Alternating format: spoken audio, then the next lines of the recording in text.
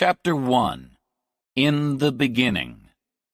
Think of a big, beautiful, empty land with mountains, forests, lakes, animals, and fish, but no people.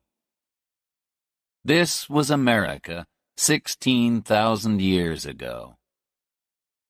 Around that time, the first people probably arrived in Alaska from Asia. They traveled south and became the Native Americans of North America and the Maya, Aztecs, Inca, and other peoples of Central and South America. The Inuit, Eskimos, came to Canada and the Arctic the same way. But there are only a few of these peoples in America today.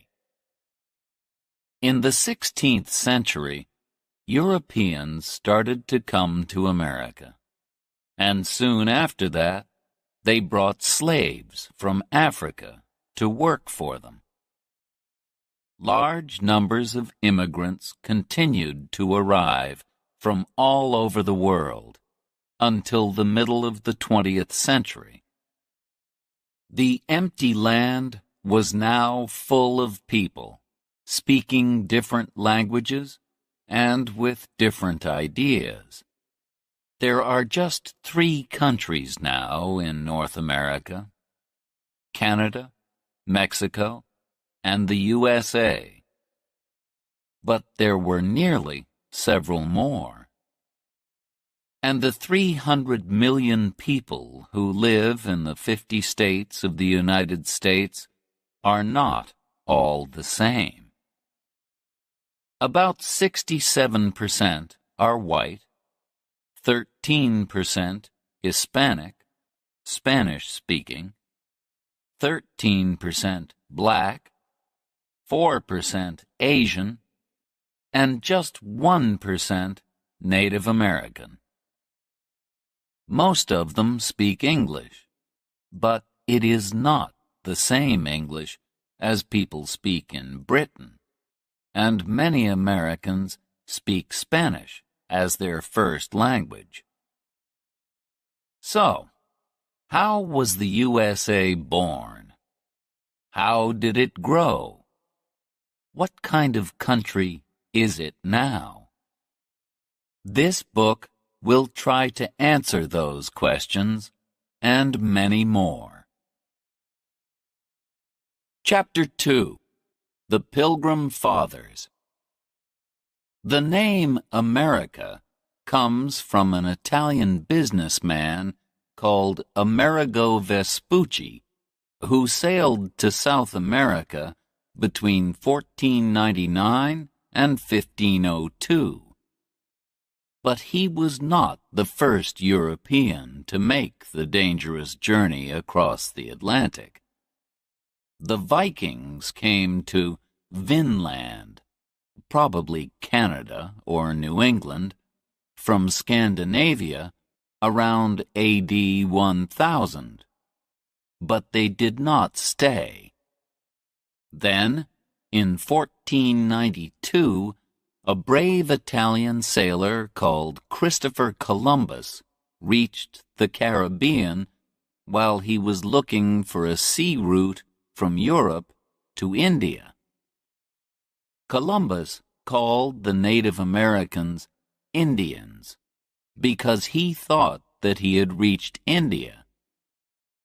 When Columbus returned to Europe, he told people about his adventures, and other sailors, like Cabot and Cartier, followed him across the Atlantic.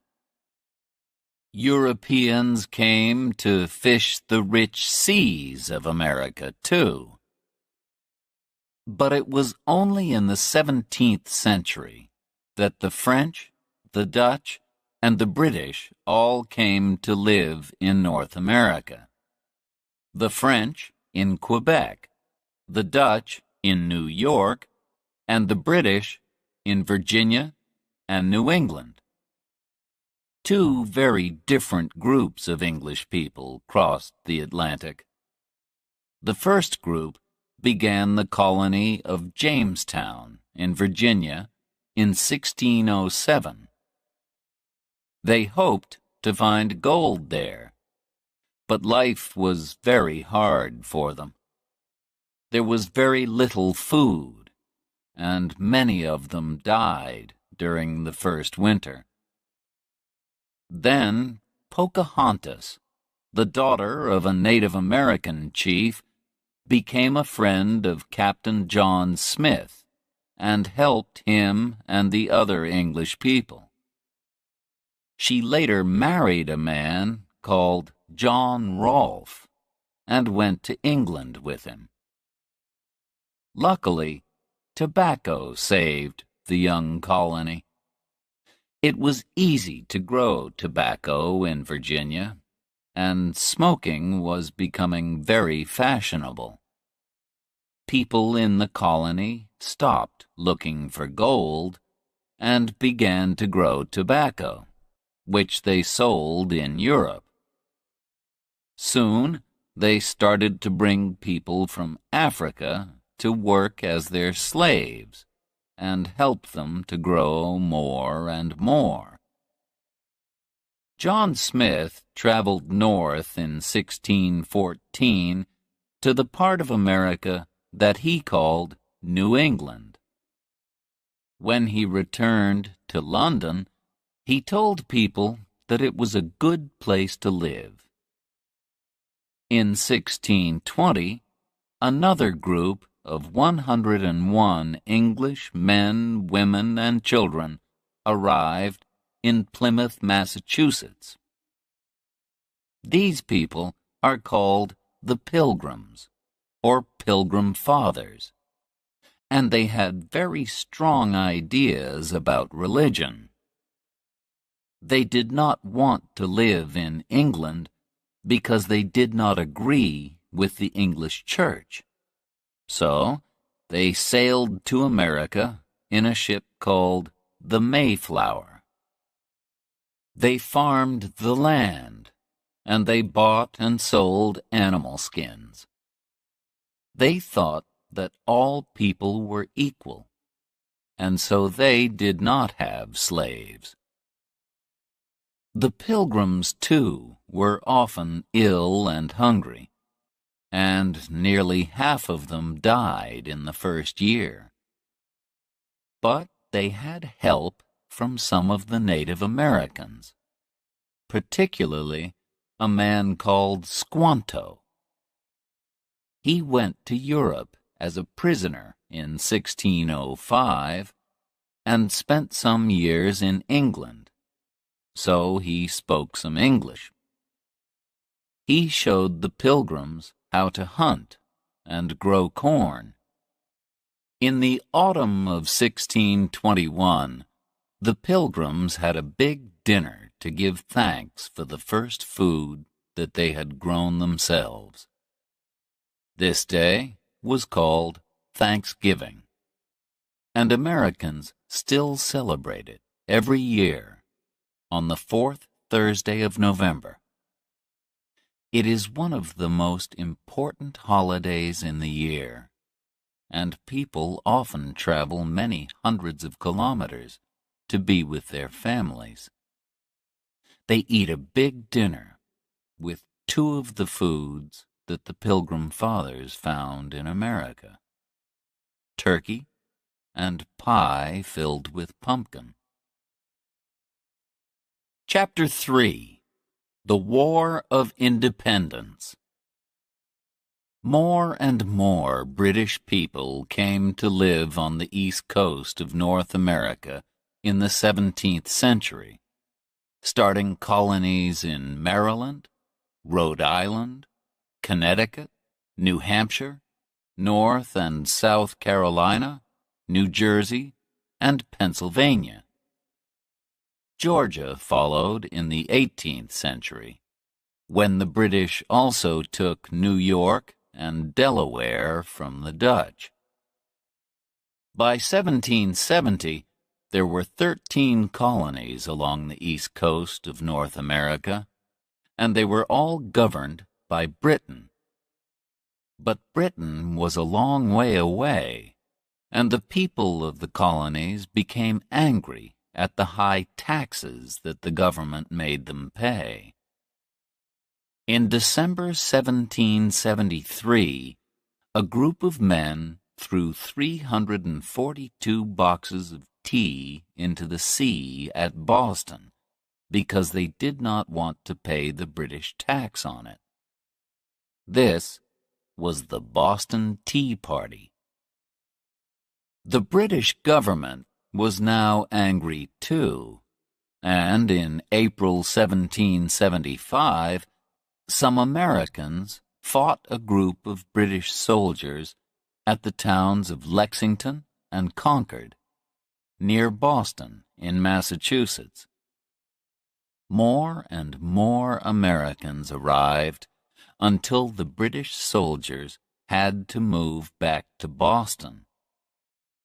A few months later, after the Battle of Bunker Hill near Boston, it was clear that Britain was at war with its American colonies. A rich farmer from Virginia, George Washington, became the chief of the American army. People tell a story about Washington to show that he was an honest man. They say that when he was a boy, he cut down a tree, and this made his father angry. But when his father asked him about it, he told him, "I cannot tell a lie. I cut down the tree." The colonies did not say that they wanted to be fully independent until the summer of 1776.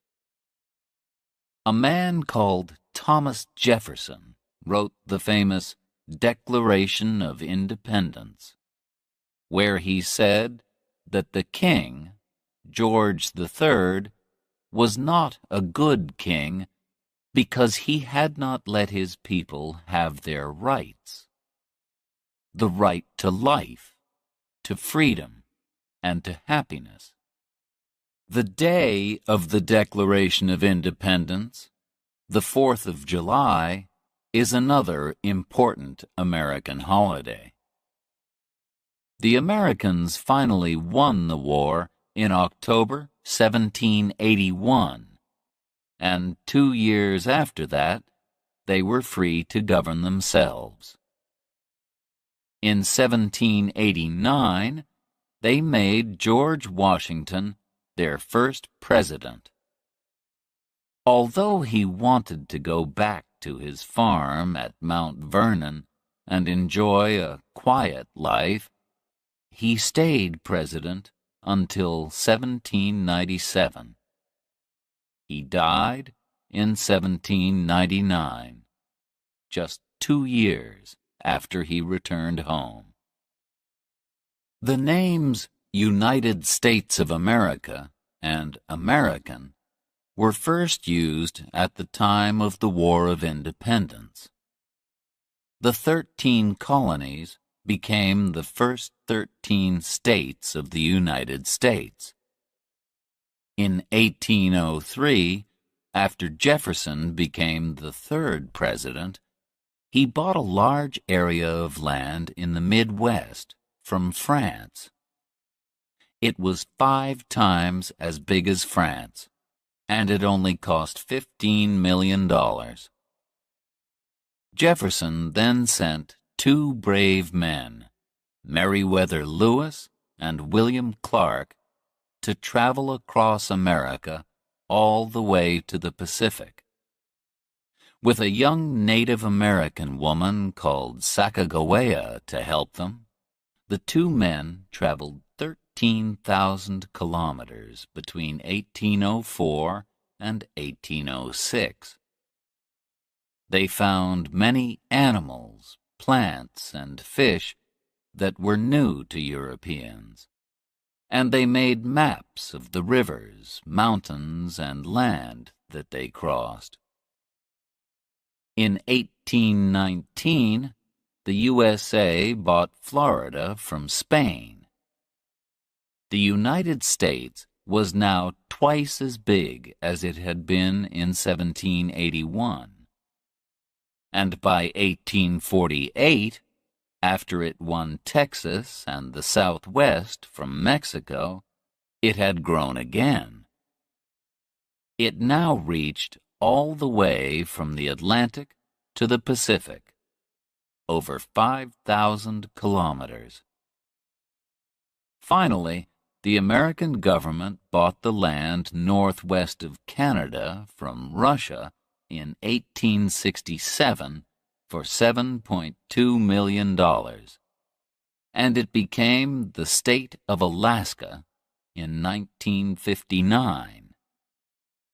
The American flag, known as the Stars and Stripes, first appeared at the time of the War of Independence.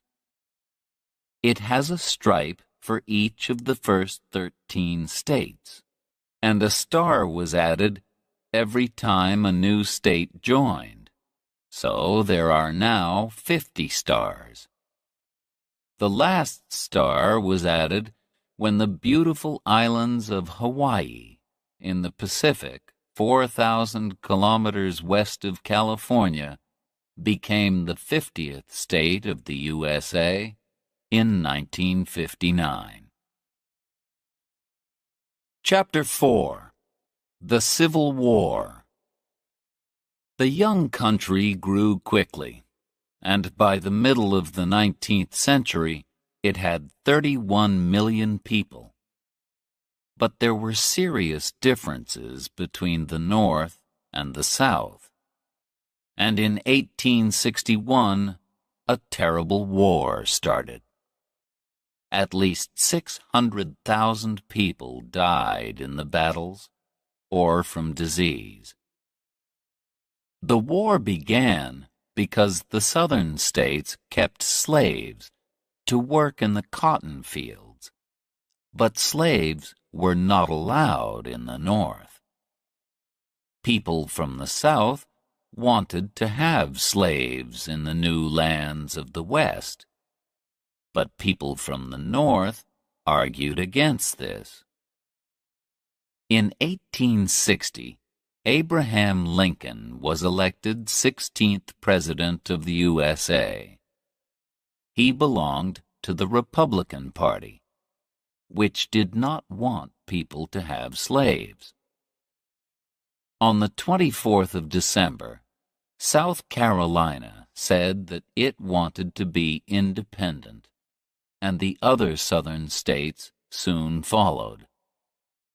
The fighting began on the 12th of April, 1861, at Fort Sumter. The South had some of the best soldiers. One was the famous Robert E. Lee, and they had plenty of money from selling their cotton to Britain. But the North had more men and more factories. They also had Lincoln, one of the best presidents that the USA has ever had. He was born on a farm in Kentucky, but he worked hard in order to learn as much as he could.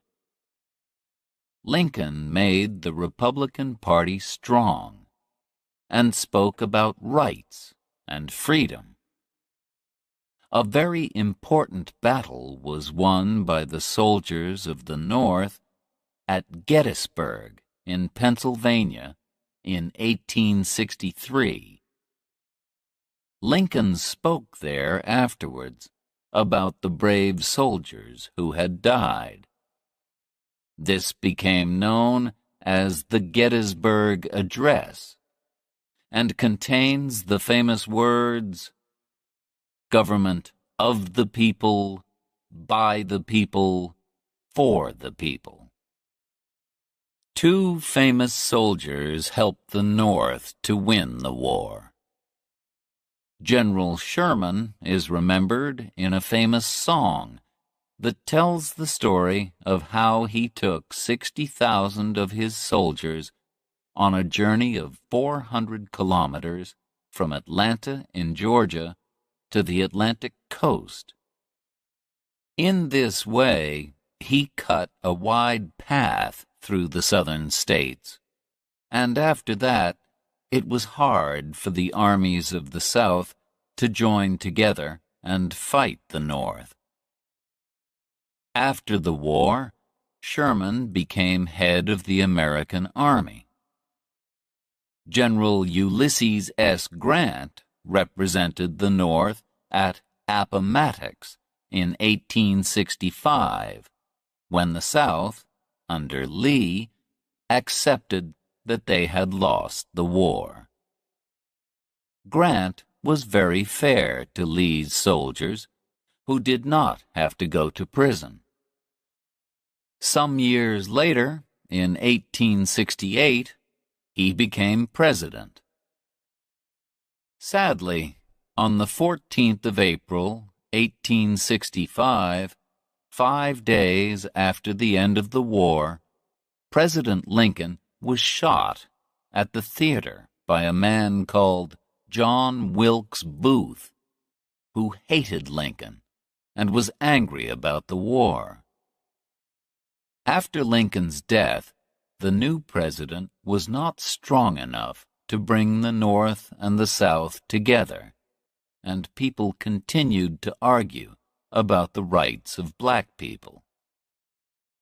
During the Civil War, Louisa May Alcott wrote her famous book, Little Women, about a family of 4 girls living at home in the North with their mother, while their father was away at the war. Another very famous book, and later film, about the war is Gone with the Wind, written in 1936. It tells the story of Scarlett O'Hara, a rich young girl who was living comfortably in the southern state of Georgia when her life is destroyed by the war. Chapter 5. The Wild West. During the 19th century, more and more people went to live in the west of the USA. The Wild West that you can see on television and in films is full of cowboys, Indians, and fighting. In fact, there were very few cowboys, no more than 40,000, and real cowboys did not shoot each other or fight Indians very often. They worked hard at their job, taking care of the cows, and at least a quarter of them were black or Mexican. They took cows from Texas up to the railway towns in Kansas and Missouri. From there, the cows were sent to Chicago and killed, and the meat was sent to the East and sold. The cowboys almost disappeared after about 30 years because the government gave the land to farmers and their families. From 1862 to 1900, more than 500,000 farmers came to live in the West, where they made new farms and grew food. One family that moved west was the Ingalls family, whose daughter, Laura Ingalls Wilder, told the story of their journey in books like Little House on the Prairie. Life for these farmers was very hard, particularly in winter. The farms were very lonely, but soon the railways helped to bring people together. In 1869, the railway line from the east met the line from the west in Utah So then Americans could travel right across the USA by train. Before the railway, from 1860 to 1861, the post was carried across the country by the famous Pony Express. Horses and riders waited at different places. One man rode with a bag of letters for about 120 kilometers and then gave it to the next man. In this way, letters only took about 10 days to cross the country. One very well-known rider was Buffalo Bill Cody. He later became a soldier and a hunter. They say that he shot 4,280 buffalo in 1 year. In the 1880s, Buffalo Bill started his Wild West show, a kind of traveling theater, with the famous cowgirl Annie Oakley. Chapter 6. Native Americans. There were about 2 million Native Americans in North America in the 15th century when the Europeans arrived. They belonged to 300 different groups and spoke more than 2,000 different languages. Sadly, the Europeans fought and killed many Native Americans and also brought diseases which killed them. The film The Last of the Mohicans, from the book by James Fenimore Cooper, shows the sad end of a group of Native Americans in the 18th century. The Native Americans that we know as Indians in cowboy films lived in the West. They were the Cheyenne, the Blackfoot, and the Sioux, also known as Lakota, for example.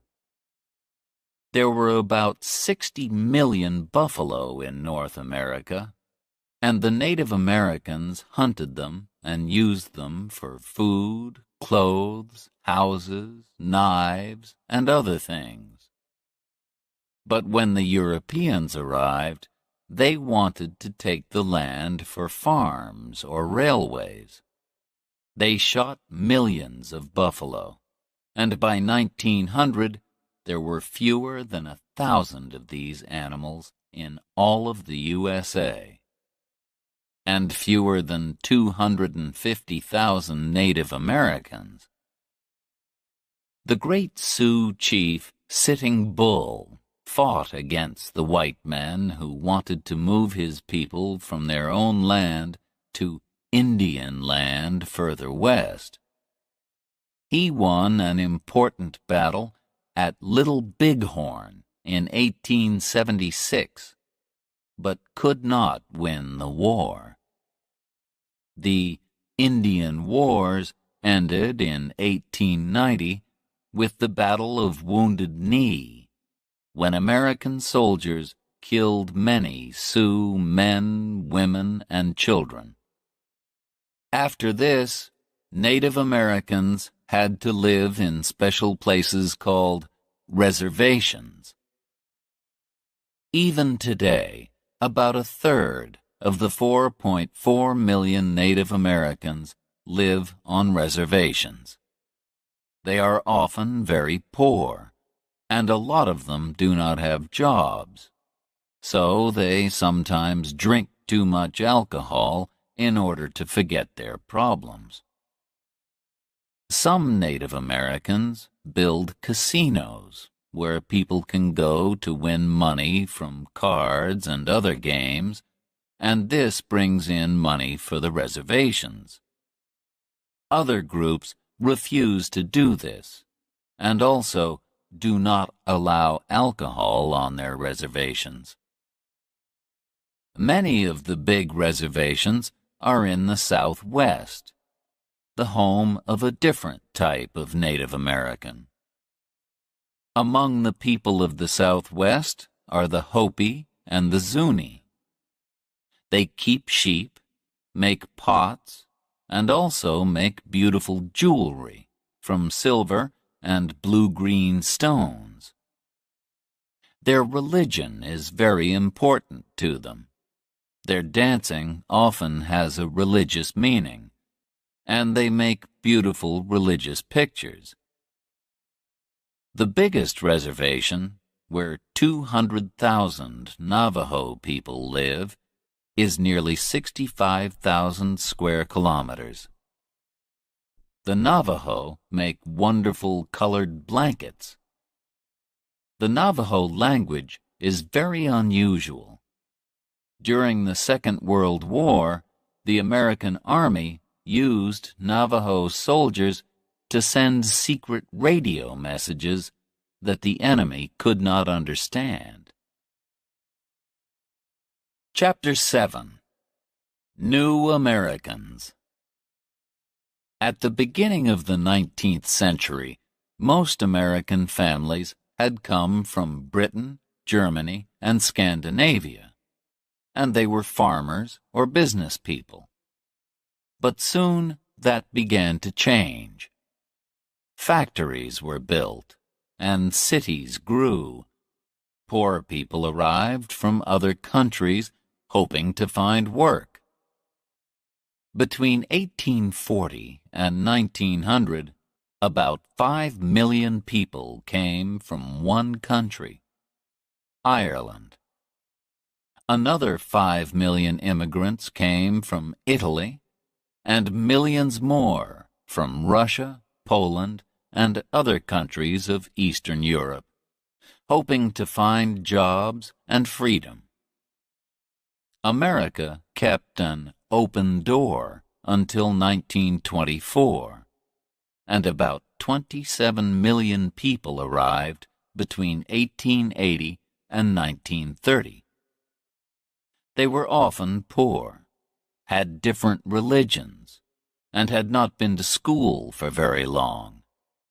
There was a lot of prejudice against them. Immigrants from Europe arrived at Ellis Island in New York, where they were all checked for disease and for other problems. Close to Ellis Island is the Statue of Liberty. Liberty means freedom. On it are these famous words: "Give me your tired, your poor." The statue welcomed the poor, tired immigrants who hoped for a happier life in the USA. The Chinese immigrants who arrived in the west of the USA also found prejudice. Many people came to live in California after gold was found there in 1848, and among them were 300,000 Chinese. Many of the Chinese stayed to work, building the new railways. Like black people and Native Americans, the Chinese had no civil rights, and after 1882 they were no longer allowed to enter the USA. But in the 20th century, Chinese people started to arrive again, and now the cities of the West Coast have large numbers of Chinese families. The writer Amy Tan tells stories about life as a Chinese American in The Joy Luck Club and other books. Today, most immigrants to the USA come from Spanish-speaking countries like Mexico and Puerto Rico. More than 6 million have arrived since 1980, and Spanish has become the second language of the United States. The Irish, Italians, and Eastern Europeans usually stayed in the big cities of the East or the Midwest, like New York, Boston, or Chicago, and worked in the factories. Although most of them learned English and became Americans, they also wanted to keep their own way of life. So in many cities, you can find places called Little Italy or Chinatown, for example, where the restaurants have Italian or Chinese food. In New York, Boston, and Chicago, St. Patrick's Day is a big celebration for the Irish on the 17th of March, and Chinese New Year is a big celebration in San Francisco. Chapter 8. Black Americans. Today, about 39 million of the 300 million people in the USA are black. They used to live mostly in the South, working in the cotton and tobacco fields. A story about the hard life of slaves, Uncle Tom's Cabin by Harriet Beecher Stowe, was very popular in the mid-19th century. It made a lot of people see that keeping slaves was wrong, and it told the exciting story of how a slave family escaped using the Underground Railway. This was not a real railway, but a number of places where slaves could find help. People in each house could show them the way to the next safe house. Harriet Tubman and Frederick Douglass were famous slaves who helped many other slaves to escape from the South to the North using the Underground Railway. Frederick Douglass escaped in 1838 and started to work for the freedom of other black people. He had understood that in order to be free, he needed to learn to read and write, and he wrote a book about his life. After this, he traveled to Europe to speak about slavery, and later returned to New York and started several newspapers.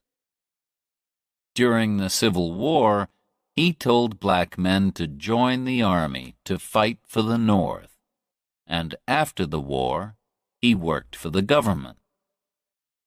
Harriet Tubman traveled 140 kilometers to freedom in 1849 with the help of white people and free blacks. Although it was dangerous, she returned in order to help her family, and she bravely said, "I can only die once." In the 1850s, she helped more than 300 slaves escape. After the Civil War, white Southerners were angry that they had lost the war and angry that slaves were now free. They showed a lot of prejudice against black people. Some white people joined the Ku Klux Klan, groups of men who dressed in white, covered their faces, and went out to beat and murder black people. Black men could not vote until 1870, and even after they got the right to vote, they often did not use it because they were frightened. The book To Kill a Mockingbird by Harper Lee tells the frightening story of a black man, Tom Robinson, in 1930s Alabama. Although Tom has done nothing wrong, people easily believe that he is a criminal, just because he is black.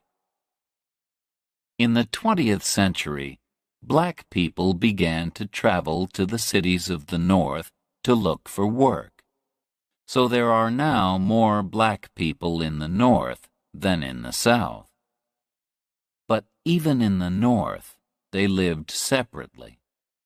In the South, they had to sit separately on buses and eat in separate parts of restaurants. Until 1954, they also had to go to different schools. Then, in the 1950s, a churchman called Martin Luther King began to fight for the civil rights of black people. Groups of black people started to break the law, but not in a violent way. In 1955, in Montgomery, Alabama, a woman called Rosa Parks became famous when she refused to give her seat on a bus to a white man. Then more black people refused to use the buses, and the bus companies lost a lot of money. Black people also started to go into whites-only restaurants. In August 1963, 200,000 people met in Washington and heard Martin Luther King speak about the need for black people to be equal with white people. He began with these words, which have become famous: "I have a dream." Finally, in 1964, a law was passed which gave black people their rights, and Martin Luther King was given the Nobel Peace Prize. But in 1968, he was murdered in Memphis, and fighting started in more than 100 cities. During the 1970s and 1980s, prejudice against black people slowly began to appear less often, and many black people now have good jobs in business and government. A black woman like Condoleezza Rice can represent the American government in other countries, and perhaps even think about becoming president. But there are still problems. When Hurricane Katrina destroyed the city of New Orleans in 2005, most of the people who lost their houses were black. Many of them waited a long time for help from the government.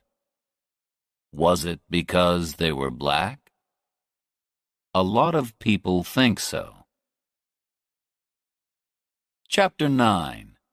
The Government of the USA. The government of the USA has three separate but equal parts: Congress, the President, and the Supreme Court.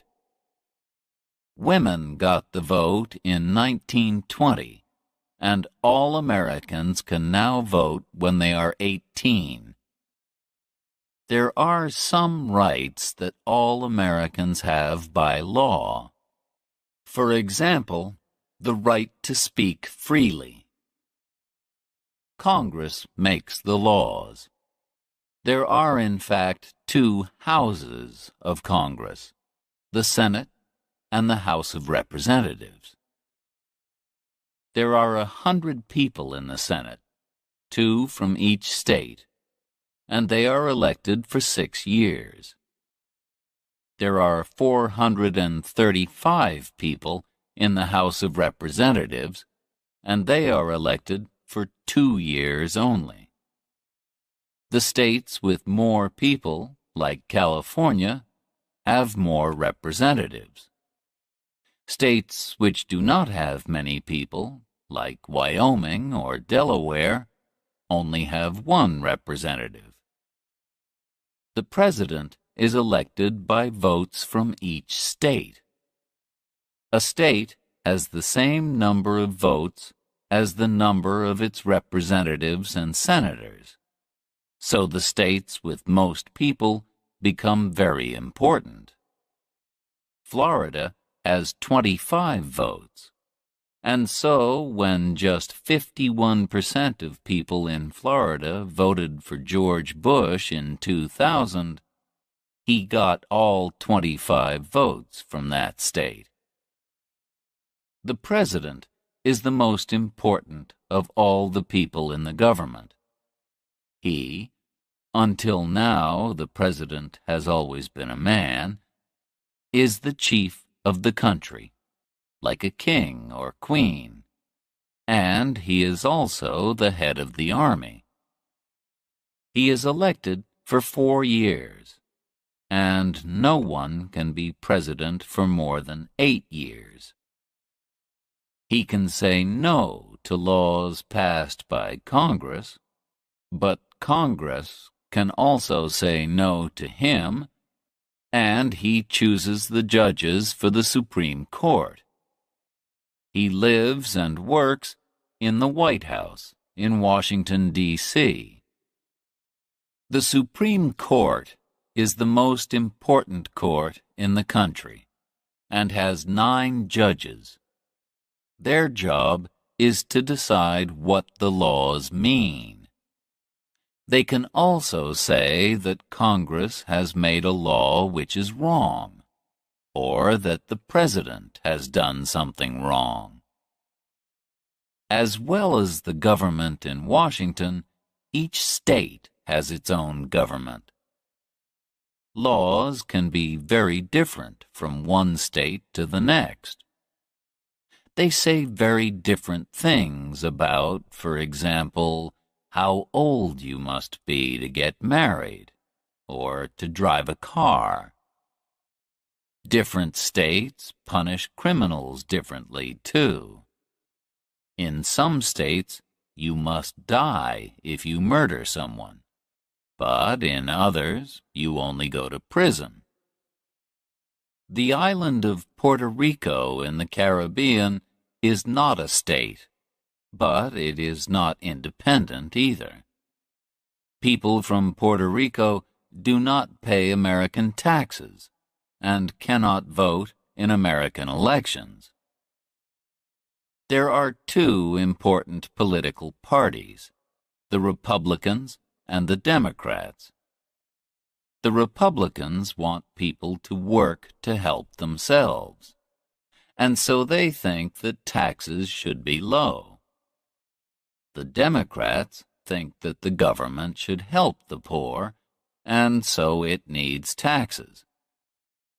But the difference between the 2 is not always clear.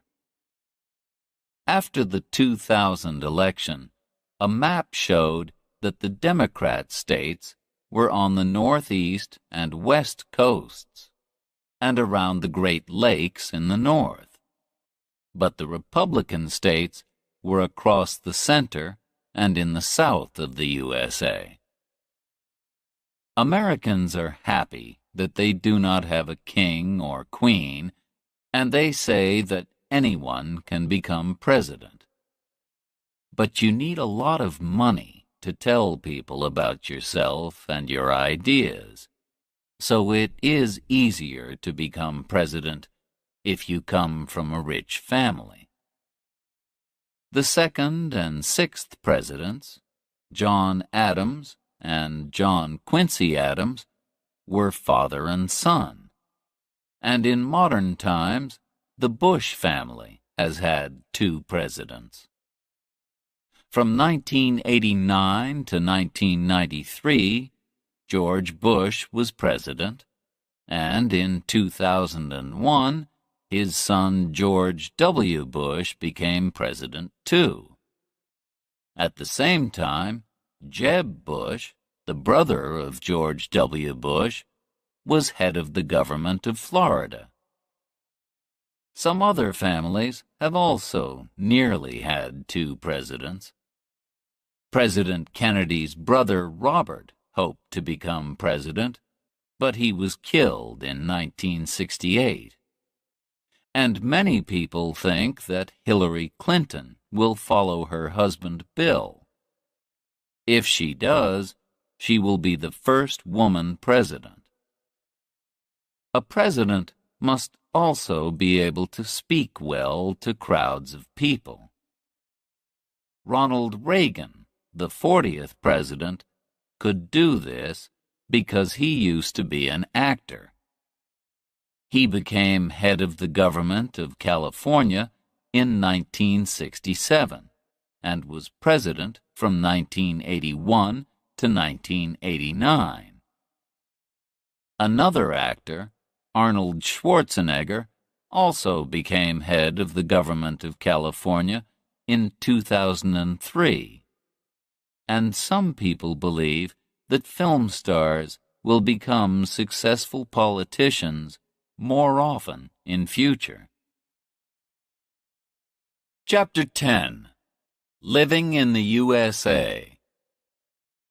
Many people who have never been to the USA recognize it from films and TV programs. Then there is the work of the artist Edward Hopper, whose pictures of ordinary American people, streets, and houses in the city and in the country make us think of old films. But what is life in America really like? Most Americans who have jobs live more comfortably than people in almost any other country in the world. They usually work a 40-hour week, and they have 2 weeks holiday a year, as well as holidays like Thanksgiving and Christmas. In 60% of families, the husband and the wife both work. Although more than 40% of the land is farmed, not many people work as farmers, and fewer Americans work in factories than in the past. Most jobs are now in places like hospitals, banks, hotels, and shops. If you do not have a job, and around 6% of Americans do not, life is hard. The government gives you a little money, but it is not enough to buy everything that you need. How many Americans are poor? Around 13% of all Americans are poor, but 25% of black people and 22% of Hispanic people are poor. The money in the USA is the dollar, which contains 100 cents. Some coins have special names. 5 cents is a nickel, 10 cents is a dime, and 25 cents is a quarter. In taxis, restaurants, and other places, people give a tip, extra money on top of the price. Without this extra money, many workers do not have enough money to live. Americans do not use kilograms and kilometers, but pounds and miles. Dates are also written differently from dates in Britain. The 4th of July is 7-4, not 4-7. Sadly, the world learned about how Americans say dates on the 11th of September 2001, the date that we remember as 9/11. Because the USA is such a big country, the time changes as you travel from one side to the other. When it is 12 midday in New York, Eastern Time, it is 11 a.m. in Kansas, Central Time, 10 a.m. in Arizona, Mountain Time, and 9 a.m. in Seattle, Pacific Time. And the time in Alaska is 8 a.m. and in Hawaii, 7 a.m. The pictures by the artist Norman Rockwell tell stories of the life of ordinary families from the 1920s to the 1970s. Although they are often too happy to be true, they give us an idea of life in small towns that has not all disappeared yet. 2/3 of Americans own their homes, often with a garden. At least 85% of families have a car, and more than 75% of Americans drive to work.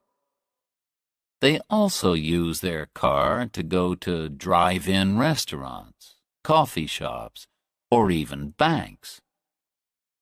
Henry Ford, who made the famous Ford cars, was born in Michigan, near Detroit.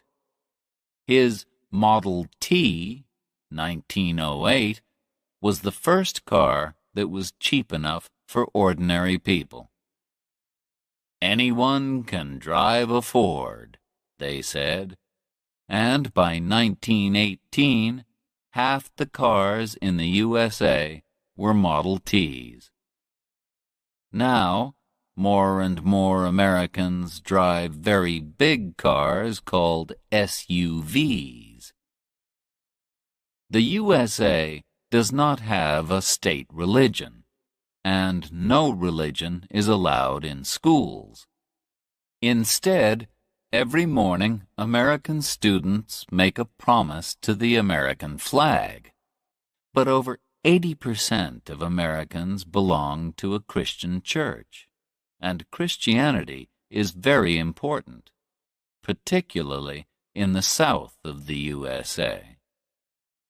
In some states, books are not allowed in schools if they say something different from the Christian story of the beginning of the world. Some churches are just for black people, and black churchmen like Martin Luther King and Jesse Jackson have worked very hard for the rights of black people. One large religious group is the Latter-day Saints, or Mormons, who live mainly in Utah. They have very strong ideas about how to dress and are against alcohol and tobacco. If they do not want to go out, Americans can stay at home and watch television. Nearly all families have a TV, and an ordinary family watches more than 7 hours a day. There are over 10,000 TV stations, and most of them belong to businesses, not to the government. American TV programs are sold all over the world.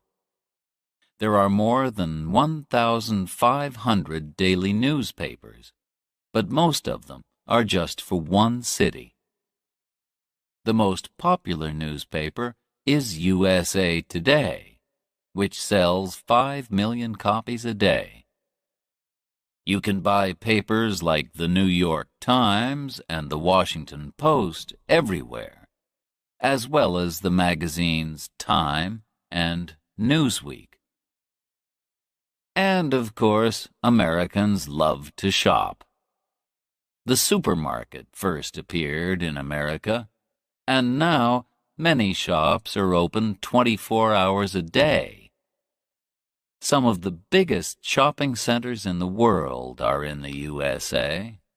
Mall of America in Minneapolis has over 500 shops and covers 1.25 million square meters. You could put 32 Boeing 747 planes into it.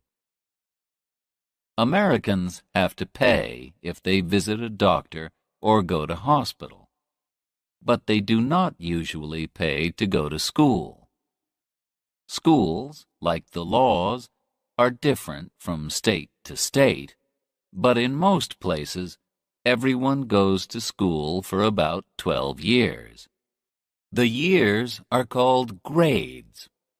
Grades 1 to 5 are elementary school, 6 to 8 are middle school, and 9 to 12, high school. About 85% of students finish high school and celebrate with a party known as a prom. They also make a yearbook. This has photos of all the students in their class and some information about each person. Films like American Graffiti and The Breakfast Club have shown what life is like at an American high school. About half the students who finish high school go on to study for another 2 or 4 years. Harvard and Yale in the East and Berkeley in California are among America's famous universities. Most Americans enjoy sports, and baseball, basketball, and football are popular. American football is a very different game from European football.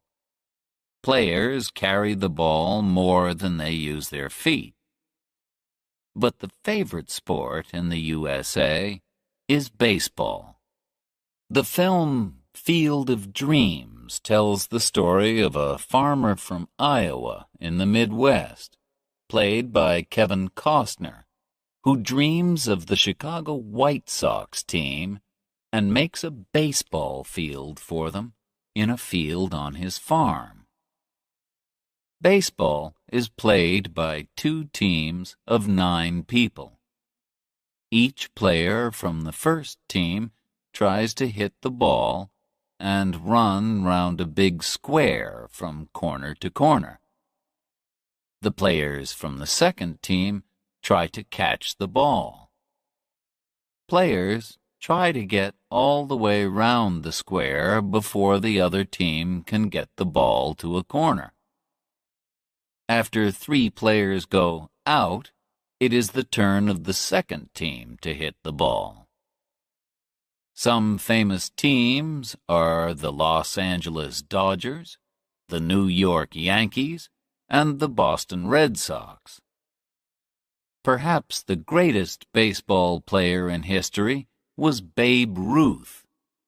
He was born in 1895 and played with the Boston Red Sox and then the New York Yankees. He died in 1948, but he is still remembered today. Chapter 11. Eating and Drinking the American Way. What do Americans eat? American fast food is sold in restaurants in almost every country of the world. The most famous examples are probably hamburgers, hot dogs, and chips, which are called French fries. A lot of Americans are fat, perhaps because they eat too much fast food. These days, many families in America do not sit down to eat dinner together, but eat alone every few hours all through the day. Sweet foods like pies and ice cream are very popular too. The famous Ben & Jerry's ice cream started in Vermont in New England.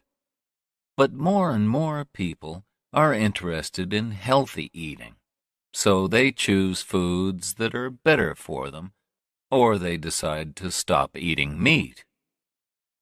If you visit the USA, you will be able to enjoy an American breakfast. Eggs are cooked in a lot of different ways. Sunny side up means with the yellow on top. Over easy means with the yellow underneath, but still soft.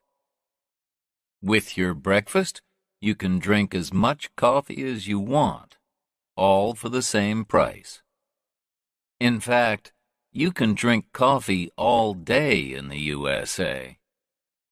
It is, of course, the home of Starbucks, which, since the 1990s, has changed the way everybody drinks coffee. Now, all over the world, you can go to a coffee shop and choose from a very long menu of coffees. What else can you drink that is really American? Coca-Cola was first made in 1886 by an American called John Pemberton.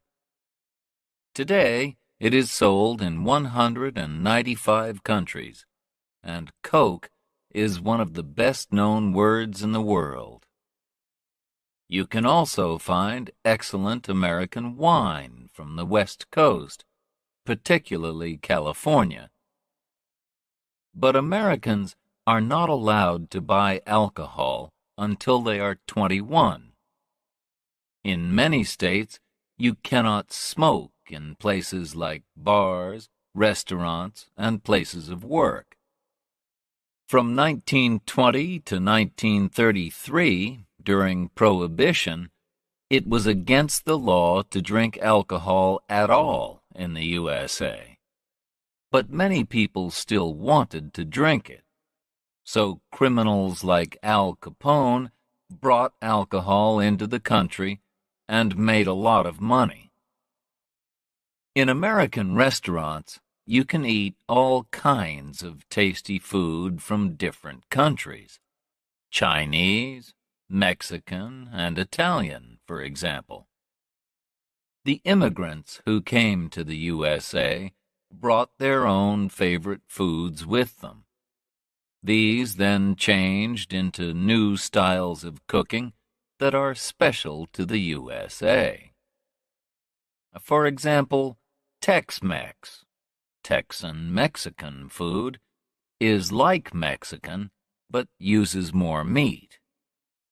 Cajun food is spicy food from Louisiana, with unusual names like gumbo and jambalaya. Soul food is the food that black families like to cook in the South. It is usually meat or fish with green vegetables, sweet potatoes, and cornbread, perhaps with pie afterwards. Chapter 12. Music from America. All over the world, people listen to American music.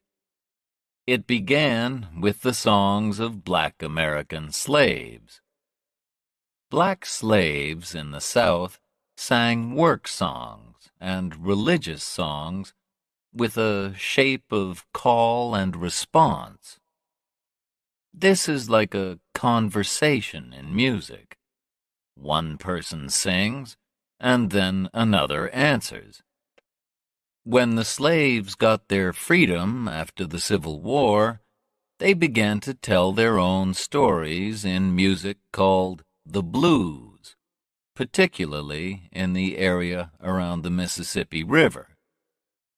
It had the same shape, where the singer sings and the guitar answers. The word blue can mean sad, and the songs tell a sad story of hard work and danger. At the beginning of the 20th century, black people moved from the South to the North to find work. They took their music with them to cities like Chicago and Detroit. Musicians like Muddy Waters, Willie Dixon, John Lee Hooker, and Howlin' Wolf were the first to use electric guitars. Records of the blues became very popular in the 1920s and 1930s, when singers like Bessie Smith became famous. In the 1950s, Elvis Presley, who came from Mississippi, was the first white singer to sing music that came from the blues. In the 1960s, soul was born from the old-style blues, with singers like Marvin Gaye and Otis Redding.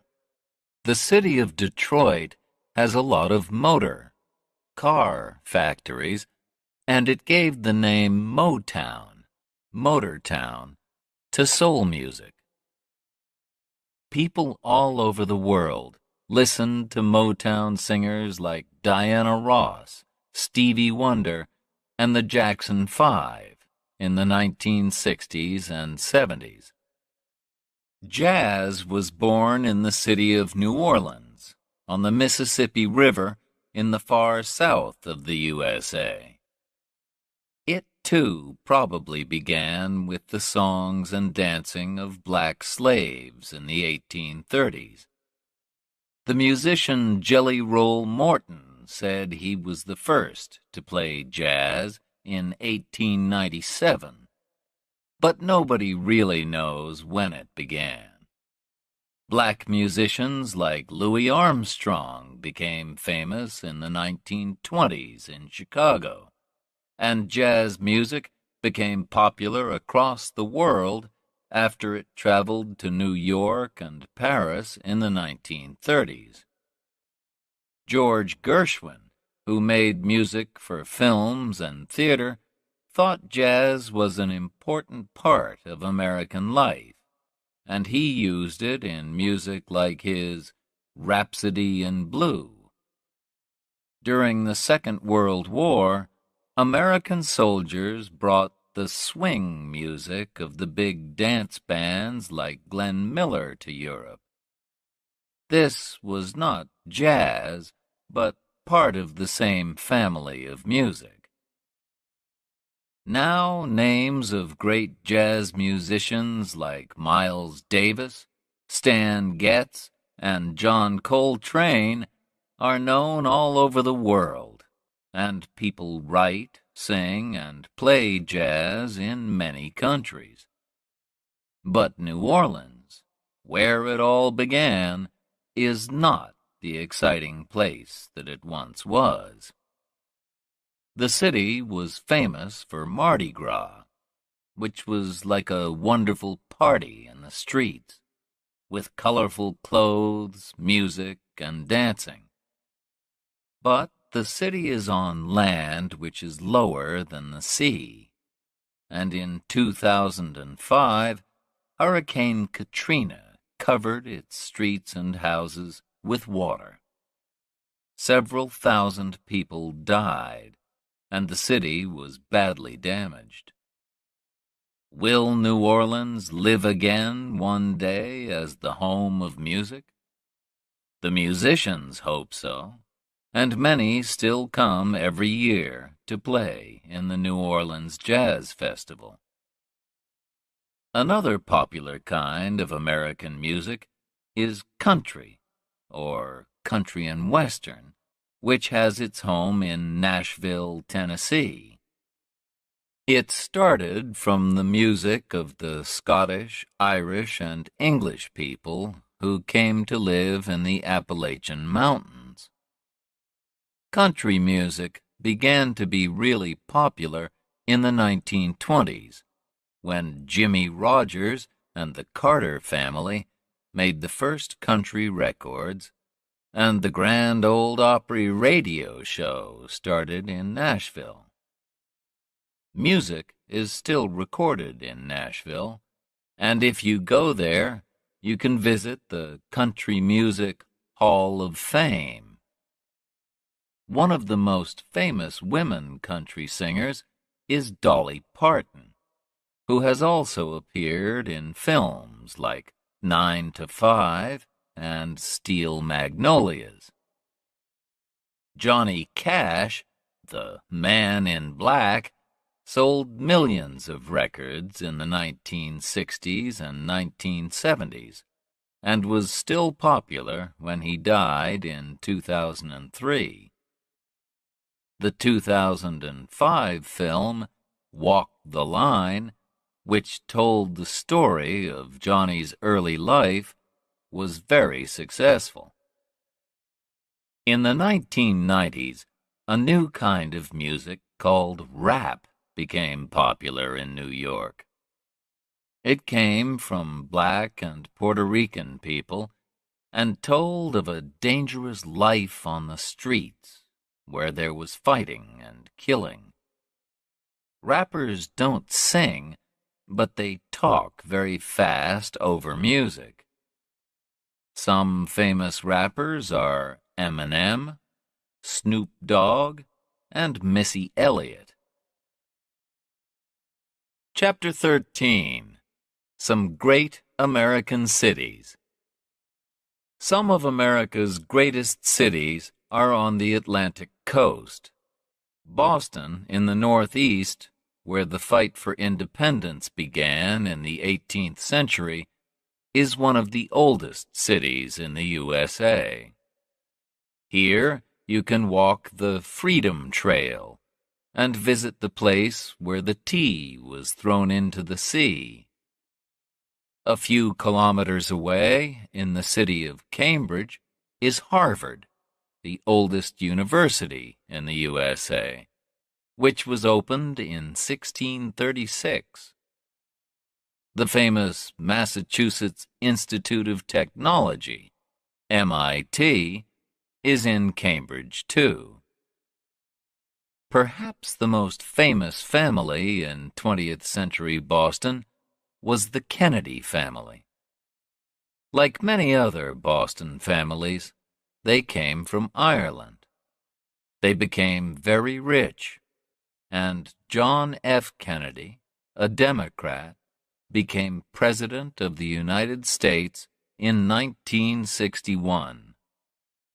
At that time, he said, "Ask not what your country can do for you, but what you can do for your country." He and his beautiful wife Jacqueline were young and popular, but sadly, in 1963, Kennedy was shot and killed in Dallas, Texas. New York is the biggest city in the USA. It is a great place for theater, shopping, and restaurants. It is also the home of the United Nations, whose offices are in a beautiful glass skyscraper. But people remember two even taller skyscrapers, those of the World Trade Center, because on the 11th of September 2001, two planes flew into them and killed nearly 3,000 people. The Empire State Building is now the most famous skyscraper in the city once again. It is 443 meters high, has 102 floors, and has appeared in King Kong and many other films. The Statue of Liberty is another favorite place for tourists. It is 93 meters tall, and the best way to see it is by boat. It was a present from the people of France for the 100th birthday of the USA in 1876. Many visitors to New York go there just to shop. The biggest shops, selling all kinds of things, are Macy's and Bloomingdale's. Tiffany's on Fifth Avenue sells beautiful jewelry, but it is very expensive. Times Square and Broadway are the center of the theater area, and Greenwich Village has been the home of artists and musicians since the 1940s. There are many museums in New York, and the biggest is the wonderful Metropolitan Museum of Art. Or, if you get tired of the city, you can go into Central Park, a big area of green in the middle of the busy streets of Manhattan. Washington, D.C. is the capital of the USA. It was built in a special area, the District of Columbia, D.C., on land that came from the states of Maryland and Virginia. It is different from most American cities because it has no skyscrapers. Its highest building is the Capitol, home of the Senate and House of Representatives. You can visit the White House, where the President lives, as well as museums of history, art, and air travel. Some of the city's most beautiful houses are in the old area of Georgetown. Much further south are the old cities of Savannah, Georgia, and Charleston, South Carolina, where there are also many beautiful old houses. They look the same as they did 150 years ago or more. But not all southern cities are old. Atlanta, in Georgia, is big and modern, with one of the busiest airports in the world. There are plenty of jobs, and people think that it is a comfortable city to live in. Away from the coast, in the state of Illinois, Chicago is sometimes called the Windy City because of the cold winds that blow in from Lake Michigan. The first really tall buildings were built in Chicago after the Great Fire of 1871. Today, the Sears Tower in Chicago, more than 500 meters high, is the tallest building in the USA. Frank Lloyd Wright, 1867 to 1959, who made beautiful houses and other buildings, worked in Chicago, and you can see examples of his houses there. Like any big city, Chicago has factories, shops, museums, and restaurants. But only Chicago has Wrigley Field, the famous baseball field. On the West Coast, Seattle has become one of the most popular cities in America since the 1980s.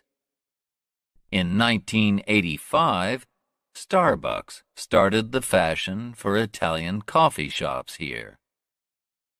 In the 1990s, it was the home of new music from bands like Pearl Jam and Nirvana. Bill Gates of Microsoft, one of the richest men in the world, was born in Seattle. Films and TV programs are made about people who live in Seattle. A city that was once quiet has become crowded and more expensive. Las Vegas, in the hot, dry state of Nevada, is full of casinos.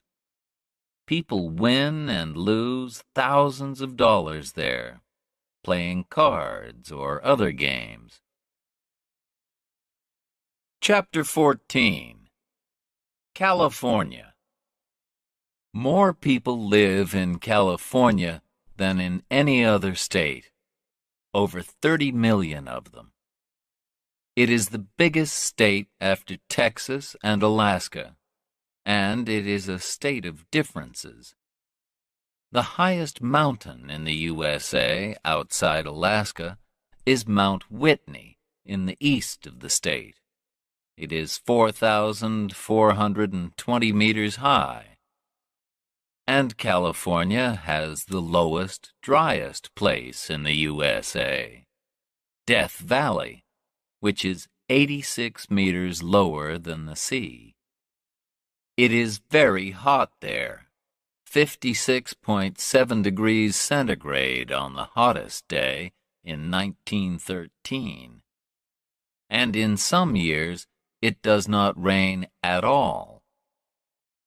But the north of the state is quite cold and wet. This is where the great redwood trees grow, the tallest trees in the world. The biggest is 115.5 meters high. Also in the north is the Napa Valley area, where excellent wines are made. California grows more fruit and vegetables than any other state in the USA. But it is also famous for its computer factories.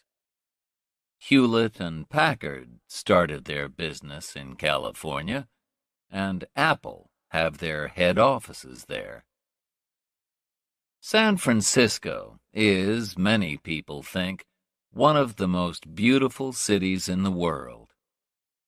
In 1849, people came here to look for gold, and they became known as 49ers. Jeans were first made in San Francisco by Levi Strauss in those days. The city grew fast, but was nearly destroyed in 1906 by an earthquake and the fire which followed it. There was another big earthquake in 1989 when 62 people died, and everyone knows that one day there will be another. But 800,000 Americans continue living in San Francisco because life there is fun. San Francisco was the meeting place for two groups of people who wanted a life that was different from the life of ordinary people. In the 1950s, there were the beatniks, like writers Allen Ginsberg and Jack Kerouac, who wore black and were not interested in money and jobs. Then, in the 1960s, hippies came to San Francisco. They wore bright clothes, had long hair, and wanted a world full of peace and love. 1967 was the Summer of Love, with songs that talked about peace and love, and told young people, if you go to San Francisco, wear a flower in your hair. San Francisco is also famous for the Golden Gate Bridge, which was built in 1937 and joins the city to Marin County. More than 40 million journeys are made across it every year. It is 2.7 kilometers long and 67 meters above the water. From the bridge, you can see the island of Alcatraz, which was a prison until 1963. Los Angeles is the second biggest city in the USA, with 3.8 million people. It can take hours to drive from one side to the other, and people almost always drive. The number of cars means that the city has a problem with dirty air. In some parts of the city, crime is a problem too. But visitors still come to see places like Hollywood and Beverly Hills.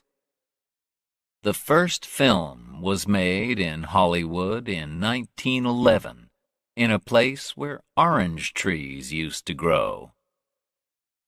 The first films, with actors like Rudolph Valentino, Charlie Chaplin, and Buster Keaton, were silent. But then, in 1927, films got sound. In the 1930s and 1940s, famous stars like Clark Gable, Humphrey Bogart, and Katharine Hepburn appeared in films like It Happened One Night, Casablanca, and The Philadelphia Story.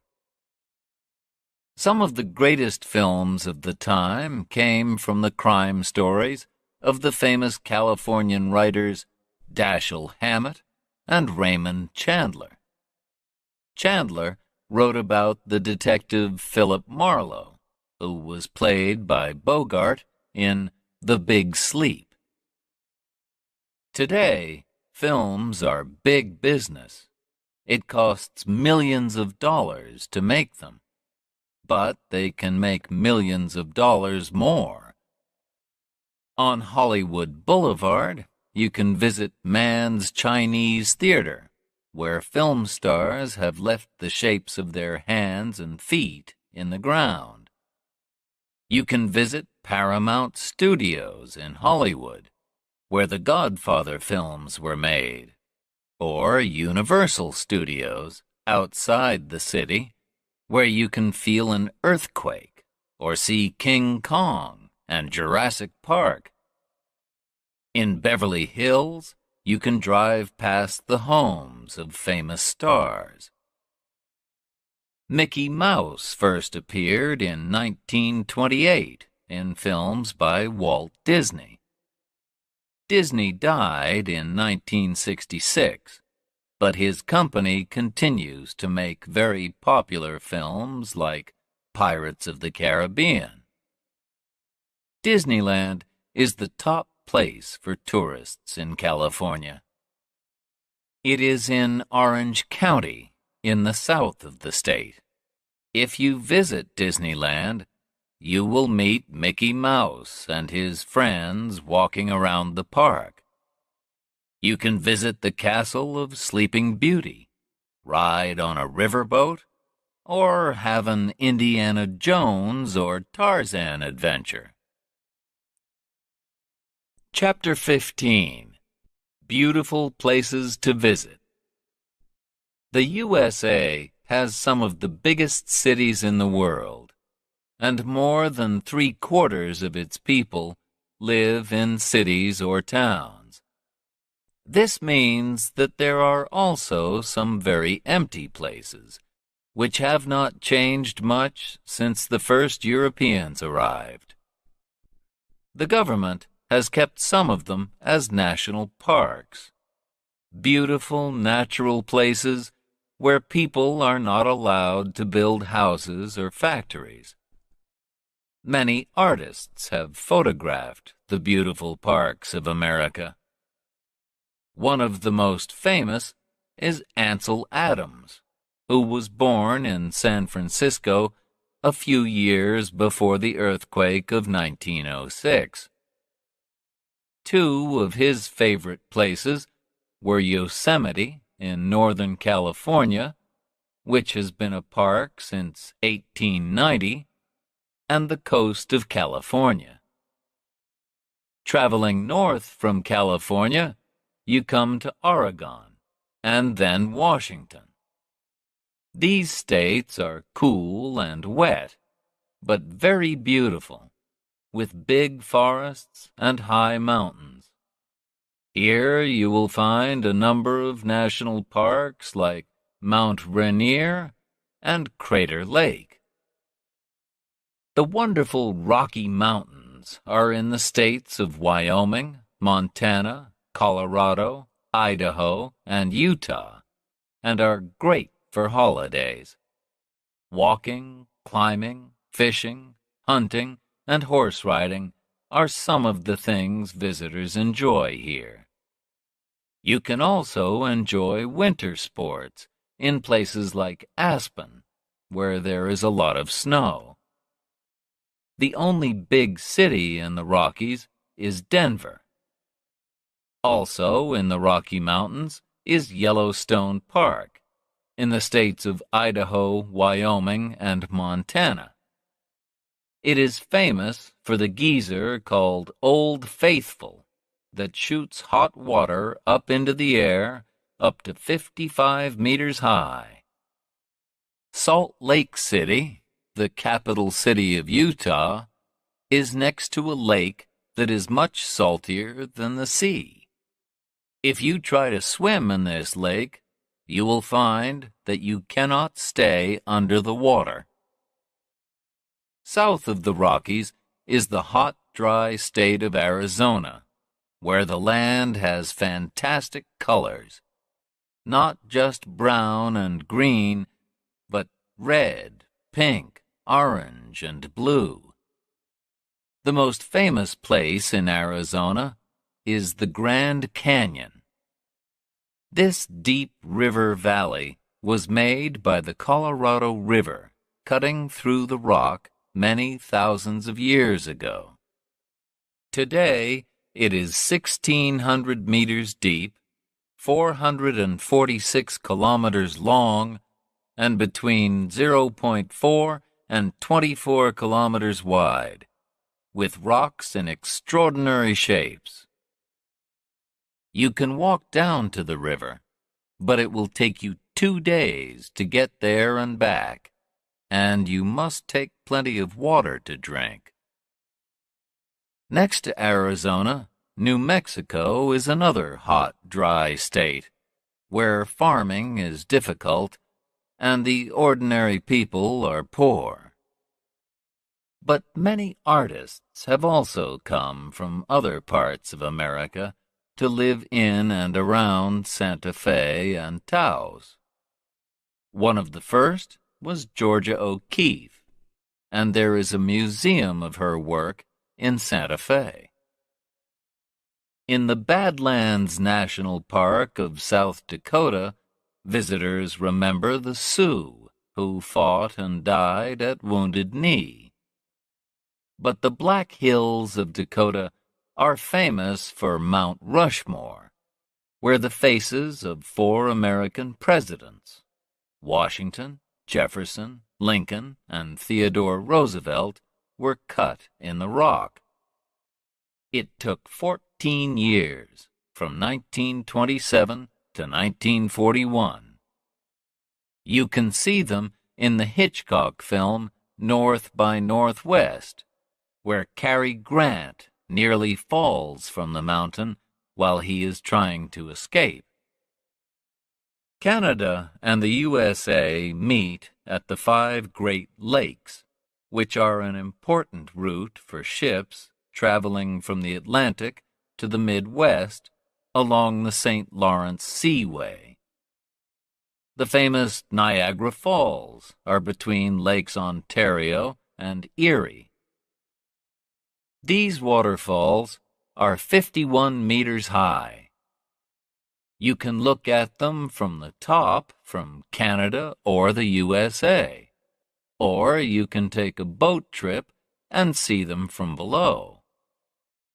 Together, Lakes Erie, Ontario, Huron, Michigan, and Superior cover 244,108 square kilometers, more than any other group of lakes in the world. If you go there in the summer, it is almost like going to the sea. You can lie on the beach or sail a boat. But in winter, it is very cold. Thousands of kilometers south of the Great Lakes is the state of Louisiana, which used to be French. The Mississippi River is 3,778 kilometers long, and in the 19th century it was an important route between the North and the South. Mark Twain wrote wonderful stories about life on and around the river. The Adventures of Tom Sawyer, 1876, and Huckleberry Finn, 1884.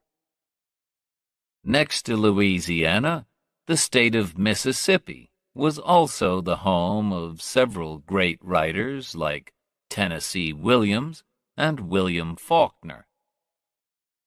Together, the states of Maine, New Hampshire, Vermont, Massachusetts, Connecticut, and Rhode Island are known as New England. Autumn, or fall as the Americans call it, is a good time to visit New England, because the leaves on the trees turn yellow and orange and red and gold.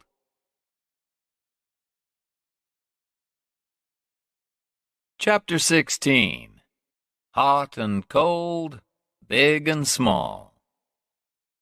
Florida, in the far southeast, is called the Sunshine State, because it is so warm and sunny. Oranges grow there, and visitors come to enjoy beach holidays. They can also visit Walt Disney World and the Kennedy Space Center.